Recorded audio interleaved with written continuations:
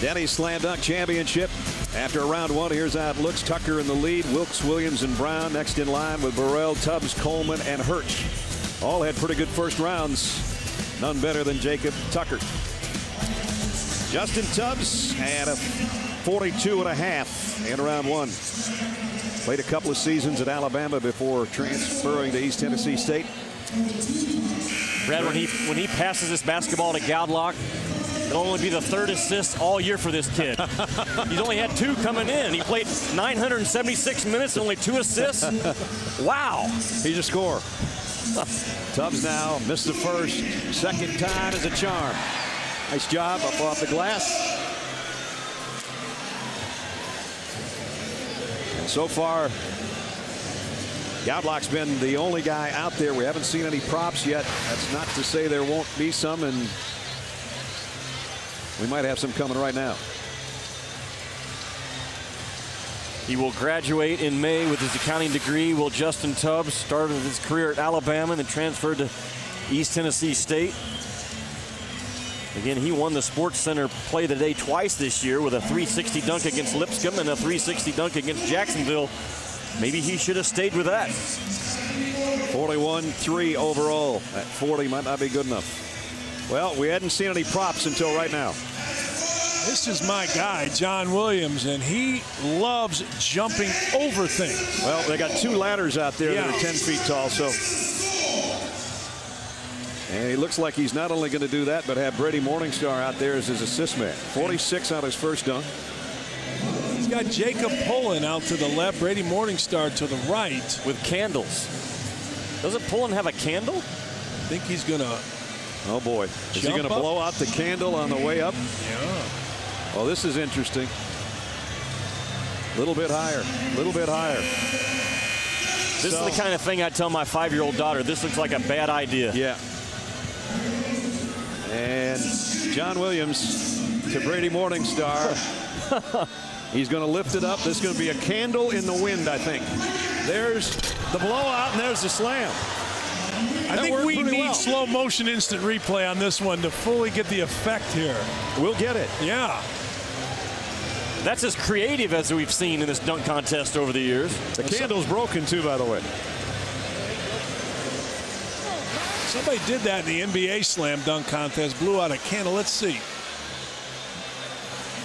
I don't know if he got it by blowing it out or if he got it by powering through it. Might have got his left arm involved right there. Yeah. If you can't blow out the candle, break it in half. So do the judges go to the monitor now and see whether he blew it out or he knocked it out? They're all laughing out there right now. I know that much. I think you can go to the monitor. Section 3, Rule 24 in the rule book in the dunk contest. I don't know about you, but I've had enough of the monitor in college basketball this year. I think he needs to advance just for having the courage to try to pull it off. Well, he's got back-to-back 46s, and that's pretty darn good. Justin Hurd, who had a 41 first time out.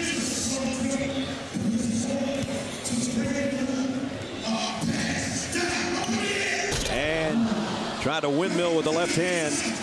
Going to need a little help to get a rebound here up near midcourt just to have a second chance. Not easy to throw the pass that he's trying to throw and make it end up right in front of the rim. Well, there's a nice reverse. He went with something completely different the second time. Will it be enough, though?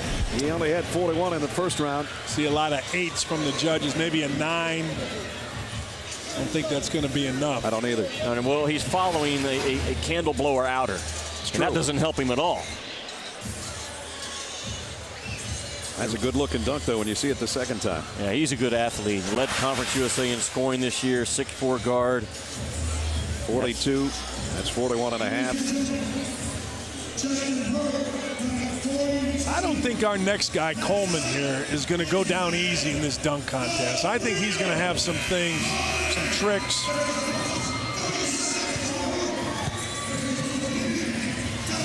He might only have played 2 years at Memphis, but he's got the Memphis tat on that left bicep that's about 19 inches around, I'll tell you that much. Here he is. Whoops, that wasn't a good feed from Jacob Pullen. Gonna have to do better than that. Hit the side of the backboard. Maybe it was on purpose. He pulled it off and ripped it down. Maybe he was supposed to hit the side of the backboard. First time out, I thought maybe not a very good assist. Now that was the plan was to hit the side of the backboard, but I think he wanted it a little higher. I mean, he had to reach down pretty low to get this pass off the pad and then get it back up. Watch how quickly he does it. I mean, that ball comes out to the side a little bit. It's chest level, and boom, he's got to quickly get it up and in. That's impressive. Yeah, he had to hang for a while. You're right, to get the handle. And let's see what the judges thought of it. 43.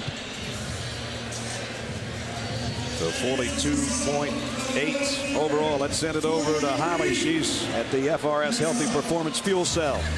Well, Jacob Pullen, they're keeping you pretty busy over here with all of these props. But more importantly, yesterday you didn't believe that was Jacob Tucker on those YouTube videos. What do you think about him now?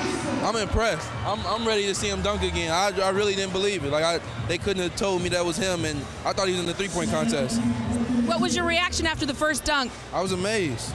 Now I'm ready to see something else. I'm ready. I got him winning. I bet it with everybody that he was going to win, so he got to prove me right now. All right, so from non-believer to pick him as his favorite, guys. Jacob believes now. All right, Jacob Tucker, perfect score in round one. Said the first time he dunked, he was about 5 feet 7 inches tall. He's about 5'10" right now. Goes down, slows down, and places the ball. Okay. There's the, cartwheel missed it, though. I think he's going to go to something safe. Well, that wasn't that safe, but it was pretty good. Well, that's twice now that he missed the first dunk and came back pretty strong. What do you do with him? You know he's the best dunker in the contest, but he goes with a miss. There's a little pressure on the judges right now to decide how they're going to score this kid. I don't think TV does the pop right there justice as it did live. You know what I mean? I mean, the pop that this kid has with a 50-inch vertical is something to be seen in person. Has a pretty good 360 right there on the second try. Brad, he's an exercise science and sports management major, is Jacob Tucker. And he said he has really studied explosive movements and muscle memory and agility. And his vertical has increased 5 or 6 inches just because of his major. And he's taken it so seriously and translated that to explosiveness on the court. He's a certified physical trainer, personal trainer, and that's what he plans to do. Open his business, use his personal training. Darnell Wilks had the second best first round dunk. And he comes in and tomahawks one. And, I guess he put a stick-up note up there on the way. I didn't even see that. This is going to be really impressive. It was really quick with his left hand. He stuck. Silk Wilks. And he did it so quickly with his left hand. I didn't even see it the first time. As he was windmilling with his right hand. Try to watch his left hand here if you can. Well, there's the stick-up note. That's Silky Wilks. Well, now he needs to jump up there and take it down. Now he needs some notes from the judges instead of a note on the backboard. He's a basketball historian. You could ask him anything about college basketball the last 30 years or so, and Darnell Wilks is going to come up with the answer. Loves the game. And again, he's a beautiful kid and been through a lot in his youth growing up and handled it very, very well. Well, the judges didn't like the dunk as good as we did, I guess. 41.5 gives him a 44.3 average.